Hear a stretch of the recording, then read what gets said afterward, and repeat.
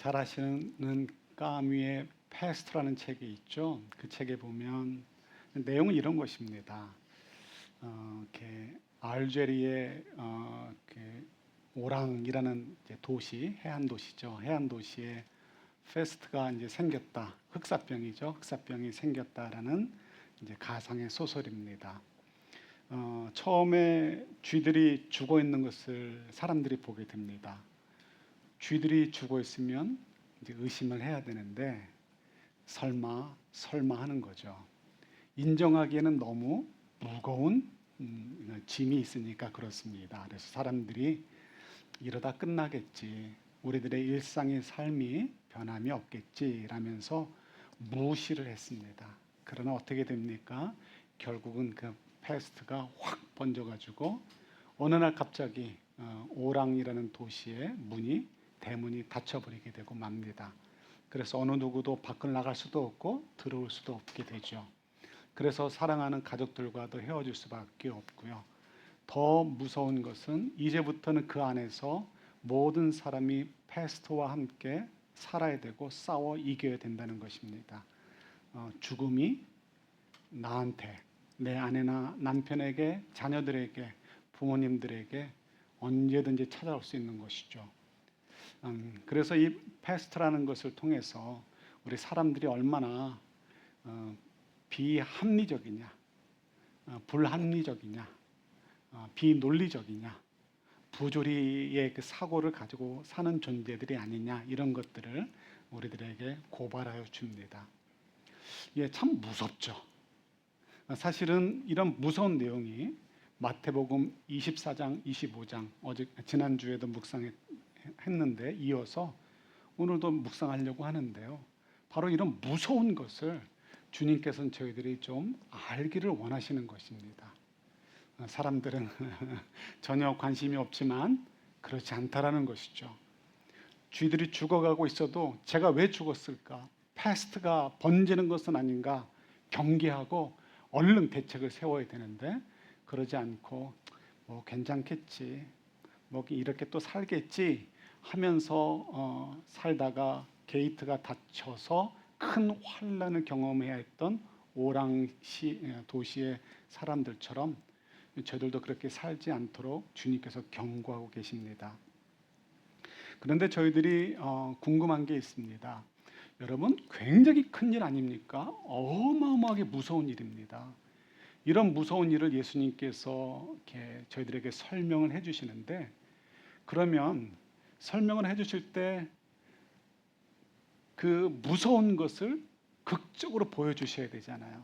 그래서 예수님의 재림의 때, 그때 오게 되는 최후의 심판이 얼마나 무서운지를 설명해 주시기에 딱 좋은 것은 거기에 합당한 큰 크기의 어떤 예화를 드시는 것입니다. 예를 들어서 이 생각을 해봤습니다. 여러분, 아틀란티스라는 말 들어보셨죠? 도시, 전설의 도시입니다. 아틀란티스. 그래서 아마도 그리스의 에게에 있는 어떤 섬이 아주 고대, 굉장히 발전했던 도시인데 그 화산의 폭발로 말미암아 바다로 어느 날 한순간에 이렇게 매몰되고 말았다라는 전설과 같은 이야기입니다. 그래서 때로는 가끔가다 아틀란티스의 유물이 나왔다 이렇게 하기도 하는데 아직은 전설이죠. 그런데 이 전설의 이야기를 처음으로 이렇게 꺼내놓은 분이 누구냐면 여러분 잘 아시는 플라톤입니다. 이 플라톤은 어쨌든 뭐 IQ를 재보진 않았지만 인류 역사상 가장 똑똑했던 분이 아니었을까라고 칠 만큼 철학적인 사고가 아주 굉장히 깊은 분이십니다. 그리고 그분은 절대로 거짓말하거나 과장하는 것을 동의하지 않고 굉장히 그것을 경멸했습니다. 왜냐하면 그가 이야기하는 진리에 이르는 것, 이데아의 세계에 이르는 것을 방해하는 것이 거짓말이고 과장이고 포장이다 이렇게 생각을 했기 때문에 그렇습니다. 그런 이 플라톤이 아틀란티스가 있다라고 얘기를 한 거예요. 그것도 글에다가. 그래서 그때 그러니까 예수님이 태어나시기 약 300여 년 전에 글로 남겨놓았습니다. 당대 그리스 철학이 로마 제국을 휩쓸고 있었습니다. 이 사실을 팔레스타인 사람들이, 그 동네에 사는 사람들이 알았을까요? 몰랐을까요? 알았을 수도 있었을 것 같아요. 또 만약에 예수님께서 원하시면 얼마든지 또 알지 않으셨을까 싶어요. 그러면 예수님께서 말씀하실 때, 야, 너희들 아틀란티스 이야기 들어보지 않았느냐? 몰랐으면 설명해 주시면 되잖아요. 그러면서 화산이 폭발해서 한순간에 바다에 들어가서 우리가 찾지도 못한다. 내가 다시 이 땅에 올 때는 최후의 심판이 있을 때는 이거보다 더 무섭게 놀라운 일들이 벌어지게 될 거다. 그러니 너희들 정신 바짝 차리고 살아야 돼. 이렇게 하셔야 되지 않겠습니까?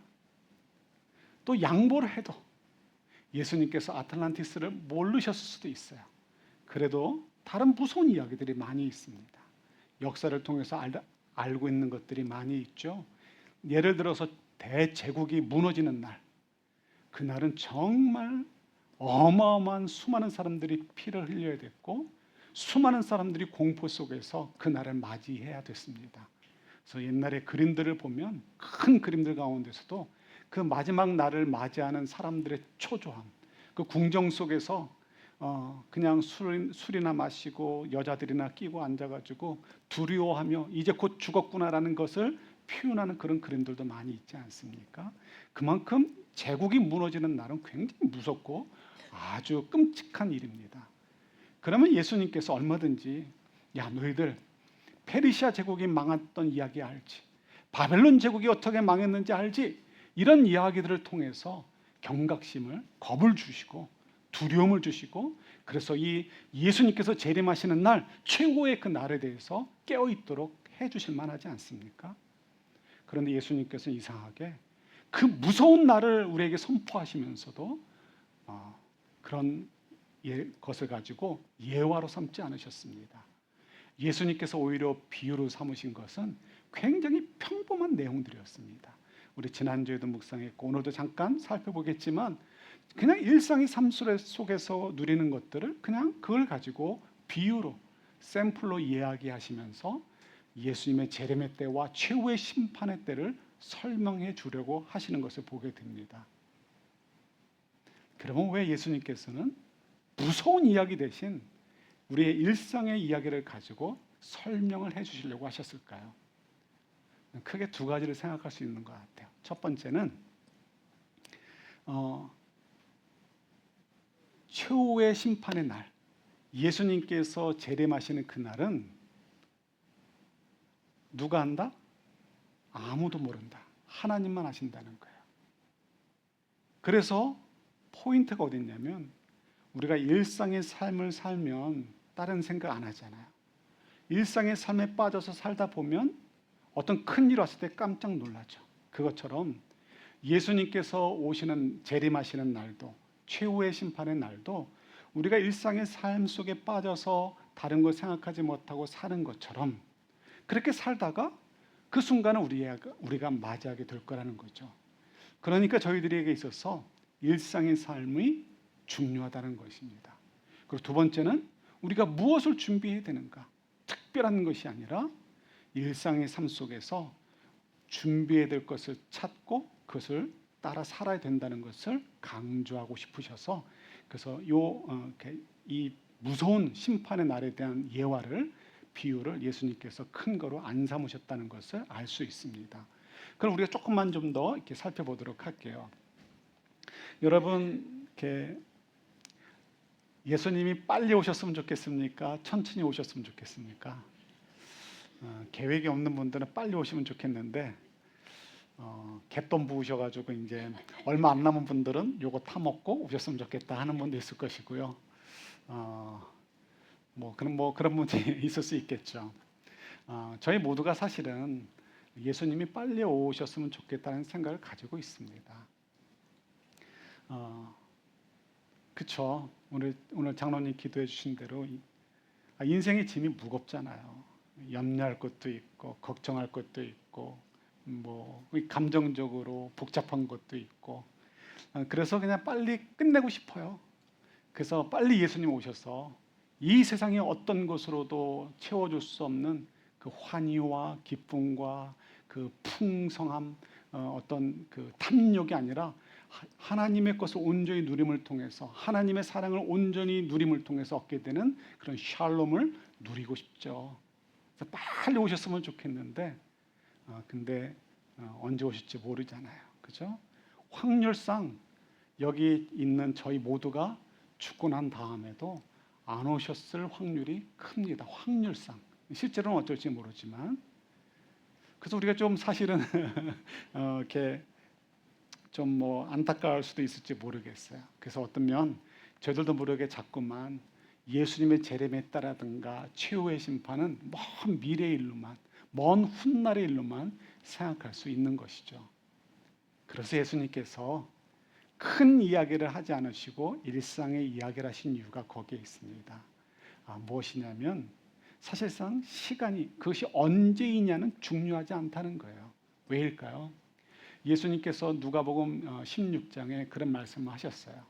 부자와 거지 나사로의 이야기죠. 두 사람이 죽었습니다. 죽어서 죽은 그날 바로 어디로 갔어요? 부자는 지옥으로 갔고 그 다음에 거지 나사로는 천국으로 갔어요. 이 말씀을 오해해서 부자는 지옥으로 간다 이런 의미 절대 아니에요. 그죠? 오히려 그러지 않다라는 것을 여러분 잘 이해하셔야 돼요. 자, 어쨌든 더 이제 그 얘기는 들어가지 않겠습니다. 부자는 지옥 가고 거지 나사로는 천국에 가게 되었습니다. 천국에 가게 된 나사로를 보면서 부자가 막 한탄을 하는 거죠. 근데 여러분 그 내용에서 그 비유에서 왜 부자는 지옥에 갔고 거지 나사로는 천국에 갔는지에 대한 설명이 1절 없습니다. 그 이야기는 그 비유에서는 그것을 설명해 줄 마음이 전혀 없어요. 그걸 가지고 다른 얘기하면 안 돼요. 뭘 얘기하냐면 죽으면 뭐가 있다? 지옥과 천국이 있다는 거예요. 근데 사람들이 안 믿어요. 그래서 부자가 이렇게 애원을 하죠. 아브라함인가요? 애원을 하죠. 나사로를 다시 살려주셔서 우리 집에 찾아가서 우리 자녀들에게, 우리 가족들에게 지옥과 천국이 있으니 정신 바짝 차리고 살아라라고 전해달라고 부탁을 합니다. 그때 이제 말씀하시죠. 이미 충분히 말씀을 통해서 우리에게 알려주셨는데 믿을 사람은 믿고 안 믿을 사람은 안 믿는단다라고 말씀을 해주십니다. 그래서 결국은 그 이야기의 초점은 뭐예요? 우리가 죽게 되면 둘 중에 하나 간다는 거예요. 천국 아니면 지옥 간다는 거죠. 예수님이 1000년 후에 오시던 100년 후에 오시던 30년 후에 오시던 우리하고는 아무 상관없어요. 우리는 죽으면 어떻게 돼요? 천국이나 지옥을 간다는 거예요. 근데 이것이 이제 불시 중에 올 수 있다는 것이죠. 아까도 보니까 일찍 오신 시니어분들이 저 그레이트 오크룸인가 거기 커피도 마실 수 있고 앉아서 얘기하실 수 있어요. 거기에 앉아가지고 어느 분한테 100살까지 사세요 이렇게 얘기하시더라고요. 그랬더니 싫다고 얘기하셔요. 여러분 우리 자녀들은 웬만하면 120세 산다고 하죠. 여러분들에게 100세까지 사세요라고 하면 벌써 이러시죠. 저도 돈 주고 살래도 싫어요. 정말 싫어요. 그렇게 될까 봐 걱정이죠. 그래서 요즘은 저희들이 100세까지 사세요, 120세까지 사세요 그러면 욕하는 걸로 생각할 수밖에 없어요. 물론 욕은 아니지만 그만큼 우리가 반갑지 않은 이제 단어가 돼버린 것이죠. 예. 그래서 우리는 야, 나 정말 죽지 못하고 그냥 계속 사는 거 아닌가 이렇게 걱정이 될 정도로 오래 살겠지만 그렇다고 저희 모두가 100세나 120세를 사는 것은 아니에요. 그죠? 그 세바시라고 세상을 바꾸는 시간인가 뭐 해서 이렇게 강연을 하는 것이 있습니다. 거기에 김세선님이라는 분이 강연하는 걸 들었습니다. 그분이 얘기를 하시는데요. 젊은 여자분이 한 40대쯤 된 것 같은데 굉장히 활동력이 있고 많은 일들을 하고 있었습니다. 그러던 어느 날 갑자기 구토가 났습니다. 그래서 일을 중단하고 집으로 왔습니다. 집에서 잠을 자고 깼는데 보니까 이불에다가 막 토를 해서 이렇게 이불을 막 더럽혀 놓은 거예요. 그래서 처음에 든 생각은 창피하다. 이거 어떡하지? 이런 생각부터 들었다는 것이죠. 그래서 어떡하나 했는데 남편의 권고로 병원을 가게 되었습니다. 병원을 갔더니 악성 뇌종양이래요. 그래서 너는 통계적으로 살 때 12개월에서 14개월밖에 살지 못한다는 사형 선고를 들었다라고 합니다. 그래서 의사에게 물었대요. 그럼 나 어떻게 하면 좋겠냐 그랬더니 의사가 얘기했다고 합니다. 열심히 사세요. 열심히 사세요. 그래서 열심히 살고 있대요. 이 암환우들의 이제 소통 창이 있나 보죠. 거기에 보면은 이런 악성 종양 같은 거에 걸린 사람들은 남들보다 40배 더 열심히 살아야 된다 이렇게 글을 누가 남겨놨나 봐요. 다른 사람의 1시간은 우리의 40시간. 그래서 정말 1시간이 40시간이 될 만큼 열심히 산다는 것이죠. 그래서 어려운 일을 당했을 때 여러분들은 어떤 선택을 하겠습니까? 이런 이제 강연을 하고 있었습니다. 근데 그분의 얘기를 들으면서 우리가 또 한번 공감하는 것이죠. 우리가 100세 준비해야죠. 노후 준비해야죠. 건강 관리해야죠. 그러나 아무리 우리가 노후를 준비하고 건강 관리를 해도 그날이 언제일지는 우리는 모릅니다. 그래서 예수님께서 구차하게 일일이 얘기하지 않으셨지만 우리가 다 알아들을 수 있는 것이죠. 왜 하나님께서 언제인지를 우리에게 가르쳐 주지 않으시는가? 그게 중요하지 않다는 거죠. 진짜 구원 얻을 믿음은 오늘 하루를 정말 마지막인 것처럼 주님 안에서 최선을 다해 사는 삶, 그게 진짜 믿음이기 때문에 그래요. 그래서 언제가 중요하지 않다라는 것입니다. 매일매일 저희들이 오늘이 그럴 수 있다는 것을 생각하시고 준비하며 살아야 되는 것이죠. 두 번째가 뭐였죠? 그러면 우리가 무엇을 준비해야 되느냐? 지난주와도 약간 겹칩니다만 또 한번 생각할 수밖에 없는 것 같아요. 오늘 본문 속에서도 말하고 있지만 특별한 것을 이야기하지 않으십니다. 처녀들이 나오죠. 이 처녀들은 오늘날로 이야기하면 누구를 얘기해요? 결혼식 할 때 신부 옆에 서 있는 사람 뭐예요? 들러리죠, 들러리. 바로 들러리를 얘기합니다. 들러리들이 이 등불을 준비하지 않았어요. 이 등불이라는 것은 우리가 이렇게 영화에 나오는 산장에 가면 이렇게 예쁘게 글라스로 덮여져 있는, 그리고 기름을 이렇게 채워 놓는 그런 등불이 아니고요. 막대기에다가 기름 적신 헝겊을 둘둘 말아가지고 불 붙이는 것을 얘기를 해요. 그런 등불은 얼마나 갈까요? 5분이나 한 15분 정도 이렇게 가겠죠. 그러면 그거 꺼지면 어떻게 해요? 또 털어내고 또 새 헝겊에다가 기름을 붙여서 또 둘둘 말아가지고 해야 됩니다. 자, 중요한 것은 이것을 준비 안 한 거예요. 들러리로 선택을 받은 것은 굉장한 영광이죠. 고맙죠. 나를 들러리로 삼아줬으니까. 옛날엔 더 그랬겠죠. 그랬으면 얼마나 잘 준비를 해야 됩니까? 그러나 놀랍게도 자기에게 그런 큰 일을 맡겼음에도 불구하고 그 일을 소홀히 여긴 거예요. 그래서 잘 준비하지 않아서, 충분히 준비를 하지 않아서 결국 신랑이 왔을 때 맞이할 수 없었던 것이죠. 그리고 문이 닫혔습니다. 그리고 끝났다는 것입니다. 예수님께서도 지금 말씀하시는 것, 그날이 언제일지 모르지만, 신랑이 오시는 것이 언제 올지 모르지만 어떻게 하라고요? 준비해야 된다는 것입니다. 그러나 특별한 거 준비하라는 것 아닙니다. 들러리라면 자기에게 맡겨진 그 특별한 영광에 합당한 그 예의를 갖추어서 준비해야 될 것들을 준비해 놓아야 된다는 것이죠. 이 25장 뒤에도 계속해서 이 최후의 심판과 관련된 말씀들을 하십니다. 뒤에 보면 어떤 내용이 나오냐면 달란트의 비유가 나옵니다. 달란트. 우리의 인생들을 잘 살으셔야 돼요. 여러분들에게 맡겨주신 하나님의 달란트를 잘 개발하시고 열심히 사셔가지고, 그래서 어떻게 해요? 그 달란트를 가지고 하나님의 사람으로서 많은 사람들에게 선한 영향력을 끼치시려고 최선을 다하셔야 되는 거예요. 그게 달란트의 비유예요. 그죠? 예. 교회 와서만 할렐루야 할렐루야 하라는 의미가 아니고, 여러분들의 승부는 어리석어셔야 돼요. 여러분들이 하나님이 주신 달란트의 가장 큰 부분인 여러분들의 직장, 여러분들의 가정에서 승부를 거셔야 돼요. 그리고 교회 와서는 아주 이제 집중해서 훈련 받으시고 또 헌신하시고 가시면 되는 거죠. 또 달란트의 비유가 있고, 그 다음에 또 뭐가 있습니까? 최후의 심판의 날 양과 염소의 비유가 나오죠. 양 나오고 염소 나오는 게 아니고요. 예수님의 우편에 앉은 사람들과 좌편의 사람들은 나누시고, 한쪽 편의 사람들에게 너희들은 나와 함께 잔치에 참여할 것이다라고 얘기하십니다. 그리고 다른 쪽 사람들에게는 지옥불에 던져질 것을 얘기하시죠. 어떻게 갈라지죠? 다른 게 아닙니다. 기도 많이 하고 뭐 다른 게 아니고요. 예수님께서 심플하게 얘기하십니다. 나에게 내가 헐벗었을 때 입을 것을 주고, 내가 목마를 때 마실 물을 주고, 내가 굶주렸을 때 먹을 빵을 준 것을 이야기하십니다. 사람들이 묻죠. 아니, 저희가 언제 예수님을 만나서 예수님께 그것을 드렸습니까? 예수님께서 뭐라고 하시죠? 누구에게 한 것이 나에게 한 것이다? 지극히 작은 자들. 우리가 좀 나와 관계를 잘해야 될 사람들, 혹은 내가 이익을 좀 뽑아 먹어야 될 사람들에게 어떻게 해야 잘하죠. 그런데 우리가 좀 만만한 사람들, 내가 별로 뭐 도움받을 것도 없을 것 같고 있으나 없으나 그만인 사람들, 그런 사람들은 어떻게 해요? 저희들이 소홀하게 여기잖아요. 근데 우리가 소홀하게 여기는 그런 사람들을 예수님 말씀하시는 거예요.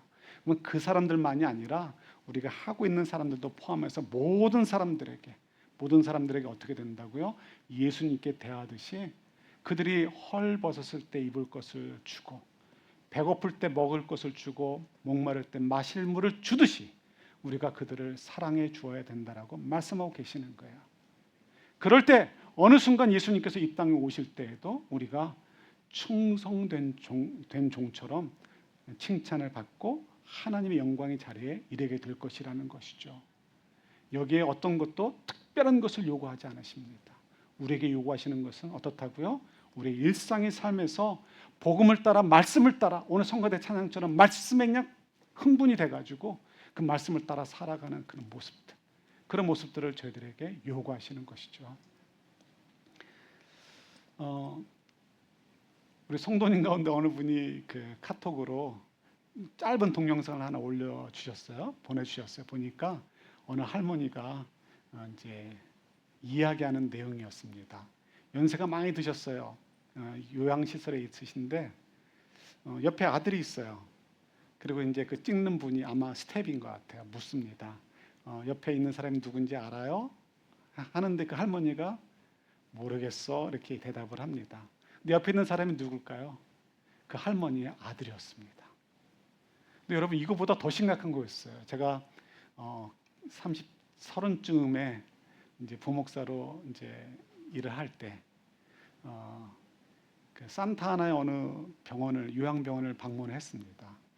깜짝 놀랐어요. 거기에 아버지와 아들이 있는데 둘 다 치매예요. 연세가 많으신 거죠, 두 분 다. 그래서 두 분이 있는데도 두 분이 서로 알아보지를 못해요. 그러면서 사시더라고요. 너무 그때 제가 굉장히 큰 충격을 받았던 것 같아요. 아, 이게 인생이구나, 이럴 수 있구나. 그다음부터는 정말 아주 그게 오랫동안 저한테 이렇게 충격을 줄 정도로 커다란 이슈였습니다. 어떻게 보면 그 영상에서 계속되는 게 뭐냐면, 할머니 그러면 아들은 못 알아보시잖아요. 이분은 아시어 이러면서 예수님은 누군지 아시어라고 합니다. 그랬더니 할머니가 알아요. 저는 그분이 누군지 알아요. 그러면서 나를 구원해 주신 분이에요라고 고백을 하더라고요. 그래서 댓글 보니까 뭐 감동입니다, 뭐 막 그러죠. 예, 사실 우리도 그러고 싶지 않습니까? 설마 치매에 걸려도, 설사 내가 정신을 잃어도 내 입에서 나오는 이야기는 선한 말이었고 또 예수님이었으면 좋겠다라는 소망들이 있습니다. 그런데 여러분, 그것을 위해서 우리가 먼 훗날을 보시면 안 돼요.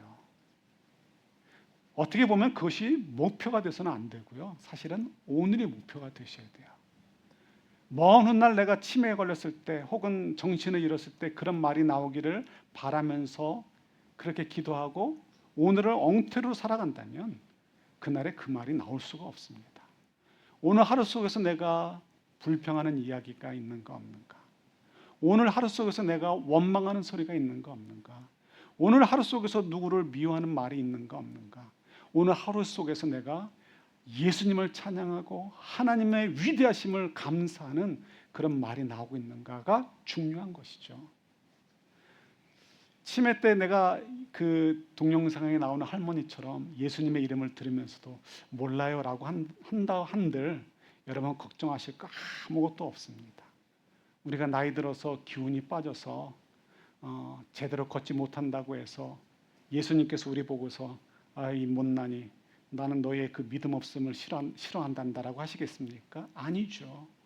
사고로 팔이나 다리 하나 잃었다고 해서 예수님께서 하나님께서 아유 이 못난이라고 말씀하시겠습니까? 절대 그렇지 않습니다.